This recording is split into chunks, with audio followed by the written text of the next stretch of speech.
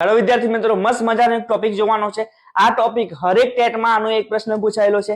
तो चालो, तो भाई कोटिकोण, तो भाई कोटिकोण कोने कहेवाय? तो एकदम सिंपल छे, तमारे मात्र 90 याद राखवाना छे। तो त्रिकोणना जे बे खूणाना मापनो सरवाळो 90 थाय एमने एकबीजाना कोटिकोण कहेवाय। तो अहींया मापखूणो ए होय, मापखूणो बी होय, आ बेनो सरवाळो जो 90 थाय तो एमने एकबीजाना कोटिकोण कहेवाय। दाखला तरीके अहींया 30 आप्युं होय तो भाई 30 नो कोटिकोण कयो? तो तमारा सिंपली 30 ने 90 मांथी बाद कर देवाना। तो शुं आवे जवाब? अगाड़ी 60। बराबर। तो 60 અને 30 ए एकबीजाना शुं छे? तो भाई कोटिकोण। तो सरवाळो 90 थाय तो एमने एकबीजाना कोटिकोण कहेवाय। बराबर। હવે એવી જ રીતના છે પૂરક કોણ। તો એમના માટે તમારે યાદ રાખવાનું છે 180। તો જે બે ખૂણાનો સરવાળો 180 થાય એમને એકબીજાના પૂરક કોણ કહેવાય। બરાબર। અહીં આપ્યું હોય કે ભાઈ અહીં ગાડી 150 નો પૂરક કોણ કયો? તો તમારે કઈ કરવાનું નથી, 150 ને 180 માંથી બાદ કરી દો તો અહીંયા શું આવશે તમારા 30।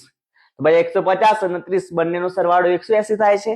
તો આ બે ખૂણાને એકબીજાના પૂરક કોણ કહેવાય। બરાબર। હવે જુઓ, પરીક્ષામાં આટલા સહેલા દાખલા આવવાના નથી, થોડુંક તમને ટ્વિસ્ટ કરીને પૂછશે।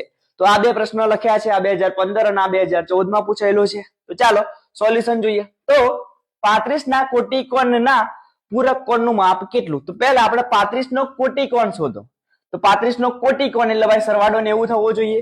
તો તમારે 90 માંથી 35 બાદ કરી દેવાના। તો 35 નો કોટિકોણ કેટલું થાય? 55। બરાબર। હવે 35 નો કોટિકોણ મળી ગયો 55। હવે આનો આપણે તમારે પૂરક કોણ શોધવાનો છે। બરાબર। તો પૂરક કોણ એટલે સરવાળો કેટલો? 180। તો તમારે 180 માંથી 55 બાદ કરી દેવાના, જે આવે એ તમારો લાસ્ટમાં જવાબ। બરાબર। બીજો જોઈએ તો ભાઈ ખાલી જગ્યાના પૂરક કોણનો કોટિકોણ 30 છે। તો આવા પ્રશ્નો તમે ઓપ્શન પરથી કરી શકો છો અથવા તો તમે પાછળ પરથી પણ કરી શકો છો। પાછળથી લઈએ તો 30 નો કોટિકોણ, તો ભાઈ સરવાળો 90 થવો જોઈએ। તો 30 માં કેટલા પ્લસ કરીએ તો 90 થાય? તો ભાઈ 60। બરાબર। તો 30 નો કોટિકોણ 60। હવે 60 નો પૂરક કોણ શોધો તમે। તો પૂરક કોણ એટલે સરવાળો કેટલો? 180। તો 60 માં કેટલા પ્લસ કરો તો 180 થાય, અથવા તો 180 માંથી તમે 60 બાદ કરી દો તો તમારો સાચો જવાબ આવે 120। તો આ ટોપિક નો હરેક વખતે એક એક પ્રશ્ન પૂછાયેલો છે। તો જો તમને ખબર ના પડી હોય તો રીલ 1 થી 2 વખત જોજો, તમને 100% ખબર પડી જવાની છે।